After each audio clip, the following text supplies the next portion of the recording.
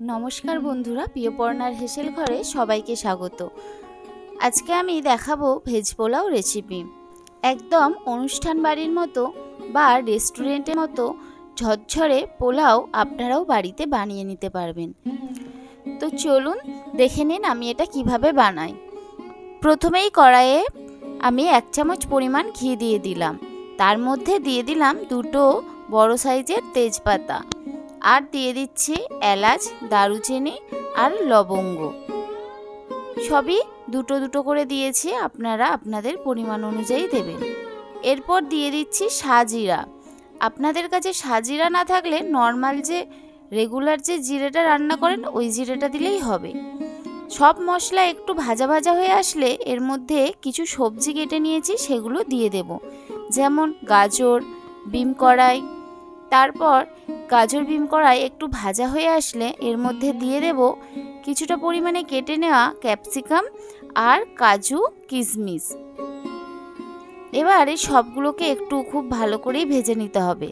এরপর সবজি ভাজা হয়ে আসলে কিছুটা পরিমাণে পনিরের টুকরো নিয়েছি, সেই পনিরের টুকরোগুলো এর মধ্যে দিয়ে দেব। আবারও সামান্য একটু নাড়াচাড়া করে নেব। আর এই যে কাপটা, এই কাপের 2 কাপ পরিমাণ আমি চাল নিয়েছি। চালটাকে খুব ভালো করে ধুয়ে নিয়েছি, ধুয়ে জল ঝারিয়ে নিয়েছি। আপনারাও চেষ্টা করবেন জলটা যাতে ঝরে যায়। পোলাওয়ের ক্ষেত্রে যেই চাল দিয়েই বানান না কেন, জলটা যদি একটু খুব ভালো করে ঝেড়ে নেন তাহলে পোলাওয়ের ভাতগুলো বেশিই ঝরঝরে হয়। এরপর এর মধ্যে দিয়ে দিচ্ছি স্বাদ অনুযায়ী নুন, আর দিয়ে দিচ্ছি চিনি এখানে 2 থেকে 3 চামচ পরিমাণ দিলাম। আপনারা আপনাদের স্বাদ অনুযায়ী দেবেন। এরপর আমি এখানে আদা বাটা আর গরম মশলার গুঁড়ো অ্যাড করেছিলাম। এই ভিডিওটা আমার স্কিপ হয়ে গেছে, তার জন্য সরি। তারপর দিয়ে দিয়েছি কাঁচা লঙ্কা আর দিয়ে দিলাম মরিচ গুঁড়ো। সব কিছু মশলা একসঙ্গে খুব ভালো করে ভেজে নিতে হবে। আর একটা টিপস দিয়ে রাখি, এখানে আপনারা চালটা যতক্ষণ পর্যন্ত ভেজে নেবেন আপনাদের পোলাওটা ঠিক ততটাই ঝরঝরে হবে, যে কোনো চাল দেন না কেন। এরপর আমি যেহেতু এই কাপের 2 কাপ পরিমাণে চাল নিয়েছি, সেই জন্য এই কাপের ঠিক 4 কাপ পরিমাণ জল আমি এর মধ্যে দিয়ে দিলাম।